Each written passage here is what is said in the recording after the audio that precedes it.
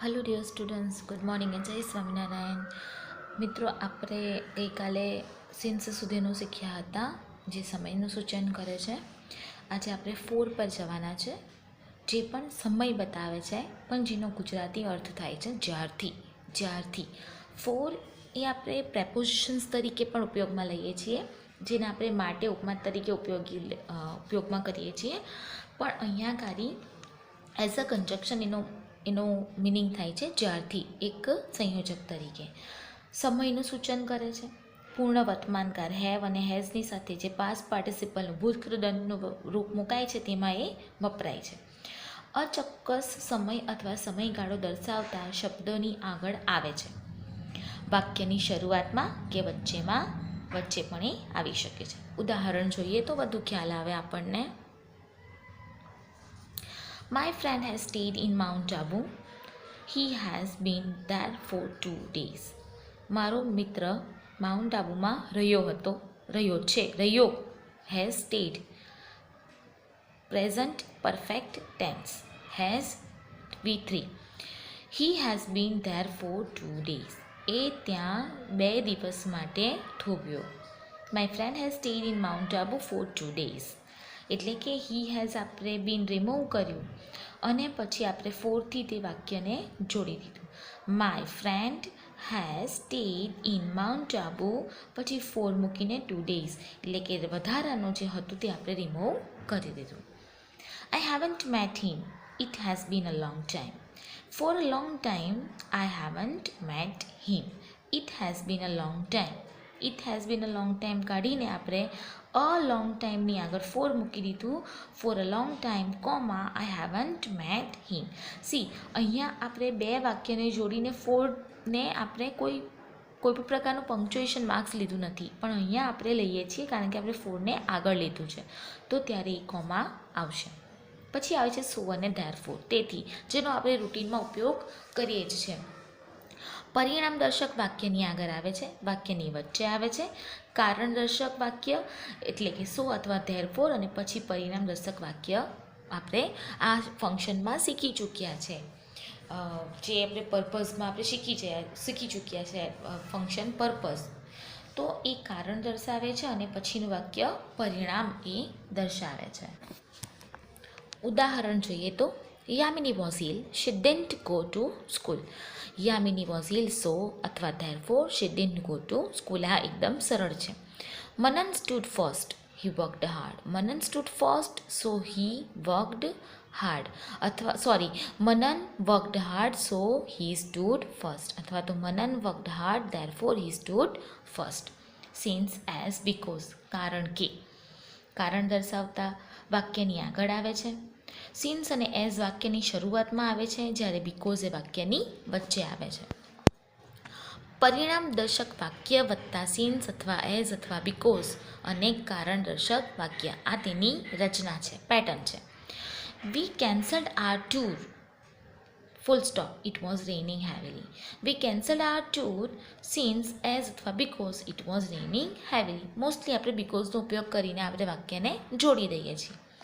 Rajesh was rewarded, full stop, he behaved honestly. Since Rajesh behaved honestly, comma, he was rewarded. પછી આવે છે teal, એટલે કે જ્યાં સુધી ત્યાં સુધી. ટીલ, અનટીલ આપણે શીખી ચૂક્યા છે. ટીલ અને અનટીલ, જ્યાં સુધી ત્યાં સુધી. સમયનું સૂચન કરે અને હકાર અર્થ દર્શાવે છે. ટીલ એ હકાર અર્થ દર્શાવે છે, વાક્યની વચ્ચે આવે છે. Stay here I come back. Stay here till I come back. જ્યાં સુધી હું આવું ત્યાં સુધી અહીંયા ઊભા રહેવું. અનટીલ, જ્યાં સુધી નહીં ત્યાં સુધી નહીં, એટલે કે એ નેગેટિવ વાક્ય, નકારાત્મક દર્શાવે છે. સમયનું સૂચન કરે અને નકાર અર્થ દર્શાવે છે, વાક્યની વચ્ચે આવે છે. Don't write anything, the bell rings. Don't write anything until the bell rings. જ્યાં સુધી બેલ ન વાગે ત્યાં સુધી કોઈએ લખવું નહીં. પરીક્ષામાં આપણને આ સૂચના મળતી હોય. Don't write anything until the bell rings.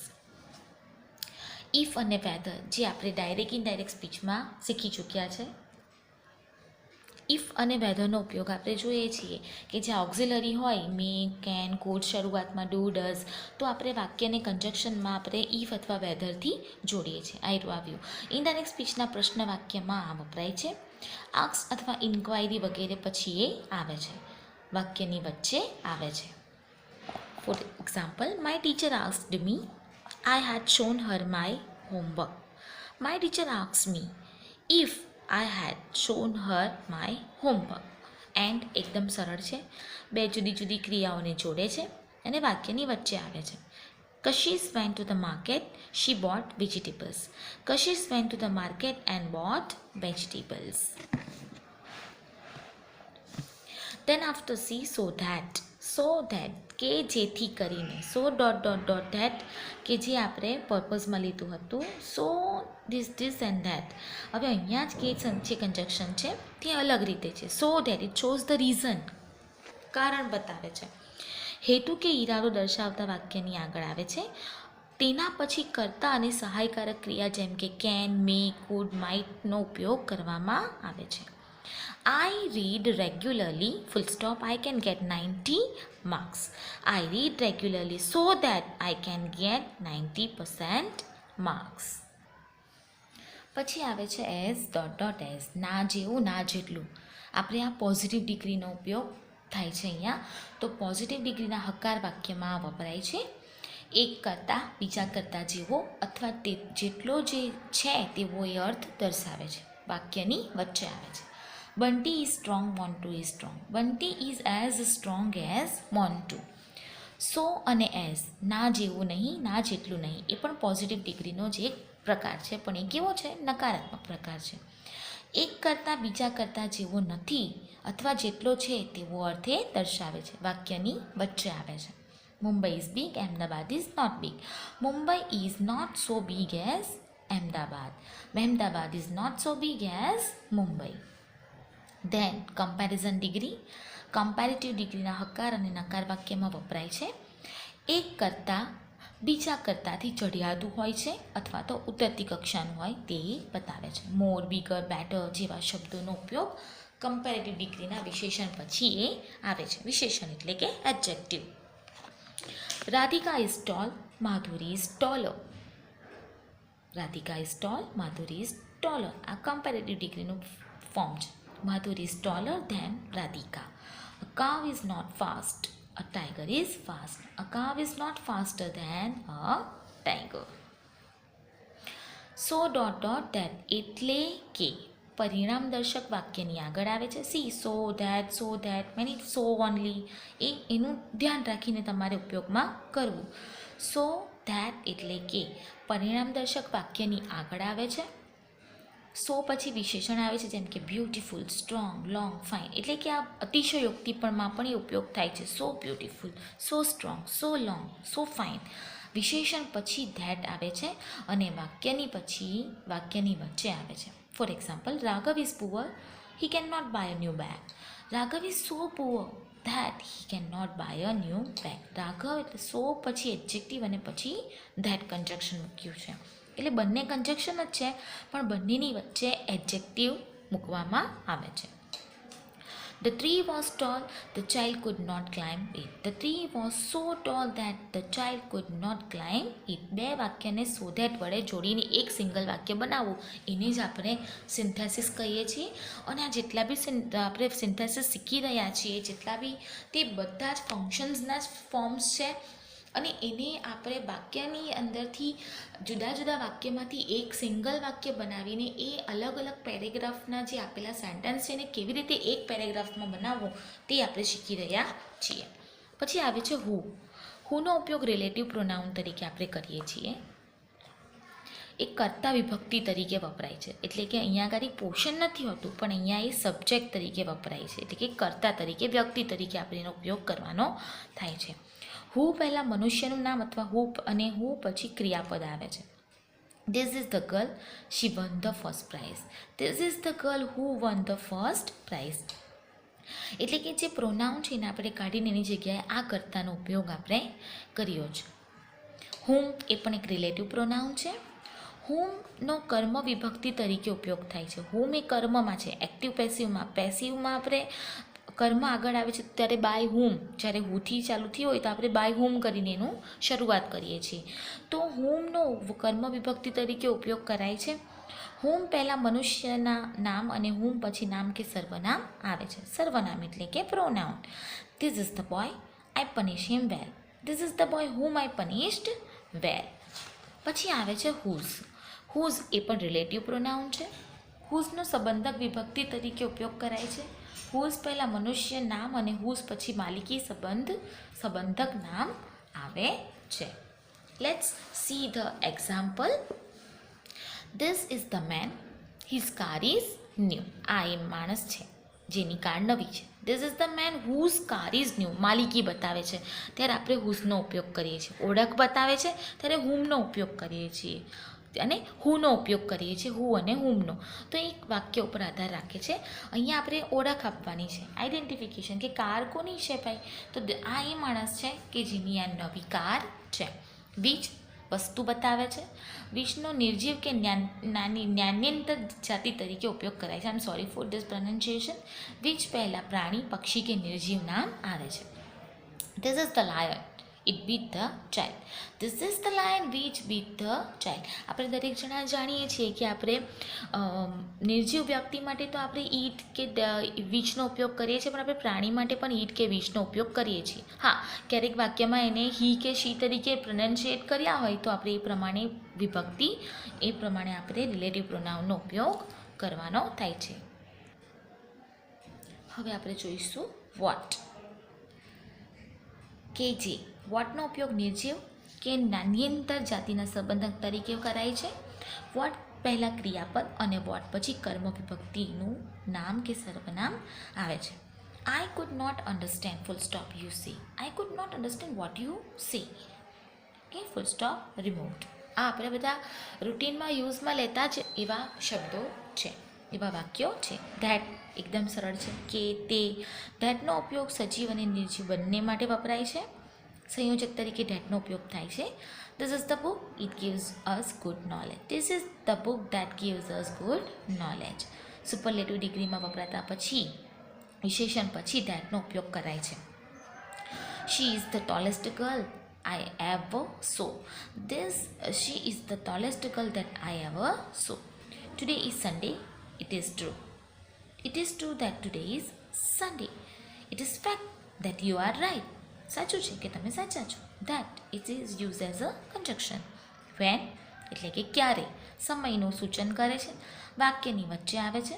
સમયદર્શક શબ્દ ધ, ડે, ધ, ય વગેરે પછી પણ એ આવે છે when. I know the year Gandhiji was born. I know the year when Gandhiji was born. એટલે આપણે ફૂલ સ્ટોપને રિમૂવ, બે વાક્યને જોડવાનું છે એક કન્જક્શનથી, એટલે આપણે પંક્ચ્યુએશન માર્ક્સને રિમૂવ કરવાનું થાય છે. Tell me Arjun will return. Tell me when Arjun will return. Where ક્યાં સ્થળનું સૂચન કરે છે. વાક્યની વચ્ચે આવે છે. સ્થળદર્શક શબ્દો ધ પ્લેસ, ધ સ્કૂલ વગેરે પછી પણ એ આવે છે. This is the school full stop I study. This is the school where I study. She does not live, he lives. She does not know where he lives. જગ્યા બતાવે છે. Place, it shows place. Adverb clause of place. Function of place. Why, it shows reason, કારણ બતાવે છે. વાક્યની વચ્ચે આવે છે. Reason પછી પણ ધ, રીઝન પછી પણ વાયનો ઉપયોગ થાય છે. Keya is absent. I don't know the reason. I don't know the reason why Keya absent. See, the reason પછી વાયનો ઉપયોગ થયો છે. Mister Malhotra has resign. Nobody knows. Nobody knows the reason why mister Malhotra has resign, અથવા nobody knows why mister Malhotra has resign. Nobody knows the reason why mister Malhotra has resign. Two way it is formed. It means two way રીઝનનું વાક્ય form થઈ શકે છે. How એટલે કે કેવી રીતે. We all know it is used as a exclamatory sentence also as well as that is interrogative too. કાર્ય કેવી રીતે થયું તેમ જાણવા માટે એ વપરાય છે. વાક્યની વચ્ચે આવે છે. My uncle doesn't know I succeed in my work. My uncle doesn't know how I succeed in my work. By using a participle કૃદંતનો ઉપયોગ કરીને I saw some children they were playing in the garden, એટલે past પાર્ટિસિપલનો ઉપયોગ કરીને આપણે જોવાનું છે. I saw some children playing in the garden, I saw some children they were playing in garden, I saw some children playing in garden. I saw a bicycle, it was broken. I saw a bicycle, I saw a broken bicycle. I saw a mango, it had fallen from a tree. I saw a mango fallen from a tree. I took my meal, then I went out. I took my meal, I went out. હવે infinitive એટલે કે two વાળું ક્રિયાપદ. He studies much, he wants to get first class. He studies much to get first class. He is very stupid. He cannot understand this. He is too stupid to understand these. Too.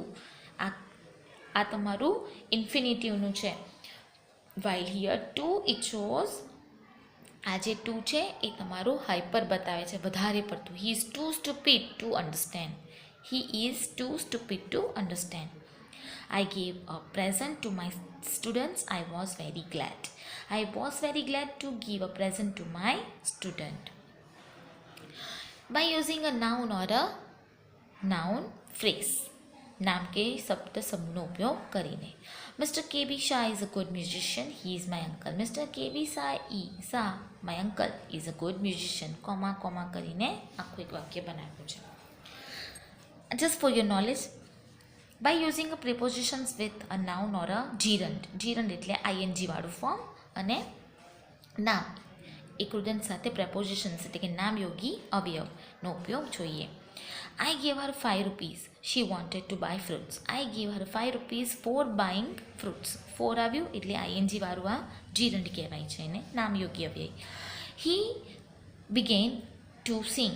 He was full of joy. He began to sing with joy. With joy. By using an adverb or an adverb phrase, વિશેષણનો અથવા ક્રિયા વિશેષણનો શબ્દ સમૂહનો ઉપયોગ કરીને. Rameshbhai went to Bombay.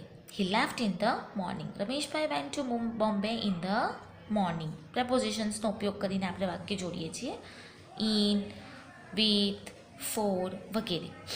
He will work hard. This is certain. He will certainly work hard. આ તમારું ક્રિયા વિશેષણ થયું. અને એડવર્બ ક્રિયા કેવી રીતે થાય છે તે જ બતાવે છે certainly ly. By using as well as, સંયોજકો એક વાક્યને બીજા વાક્ય સાથે સમુચ્ચય સંબંધથી જોડે છે. Men have a fundamental right to work, women also have the same right. Men as well as women have fundamental right to work. Relative પ્રોનાઉનનું જોઈ લઈએ તો આપણે relative pronoun who, whom, whose, which, that, but, same, સચની મદદથી બનતા વિશેષણના ઉપવાક્યો. My father had bought a house before 10 years. He sold out that house last week. My father sold out the same house, એ જ house, last week as he had bought before 10 years. Don't discuss the issue. That issue spoils everybody's mood. Don't discuss such an issues as spoils everybody's mood. આ વાક્યો બધા જ તમારે તમારી નોટબુકની અંદર not કરતા જવાનું છે, સમજતા જવાનું છે, વાંચતા જવાનું છે અને ગુજરાતી પણ તમારે રાઇટિંગ કરતા જવાનું છે. એક હજી ઉપરનું છે જે તમારા માટે અગત્યનું છે, જોઈ લઈએ તો. બાય યુઝિંગ ફોર અને સો અને ધેરફોરનું પરિણામ બતાવે છે તેવા શબ્દો છે. The bus must have left, there are no passengers at the bus stop. The bus must have left for there are no passengers at the bus stop. ત્યાર પછીનું આવે છે conjunction that, in order that, least. They wanted to start a new industry. They put a proposal for loan with a bank. They put a proposal for loan with a bank that અથવા so that, in order that they might start a new industry. આ આપણે શીખી ચૂક્યા છે just for the Glance. એક માત્ર સમજૂતી ખાતર છે જે સિન્થેસિસમાં તમારે ઉપયોગ કરી શકાય એમ છે. Coming late, Rahul tiptoe into the room. He wanted not to disturb the class. Coming late, Rahul tiptoed into the room lest he should disturb the class. એ ક્લાસને એટલા ધીમેથી આવ્યો કે ક્લાસને ડિસ્ટર્બ કરવા માંગતો હતો નહીં. He doesn't want to disturb the class. Our accountancy teacher speaks in a very low tone. Few can hear him. Our accountancy teacher speaks in such a low tone that few can hear him. Okay. The another is adverb clause of manner, which also we learnt already. જે તમે મેનરમાં શીખી ગયા ફંક્શનમાં as if. જોઈએ તો our servant is often instructed to the certain things in certain ways. He never works that way.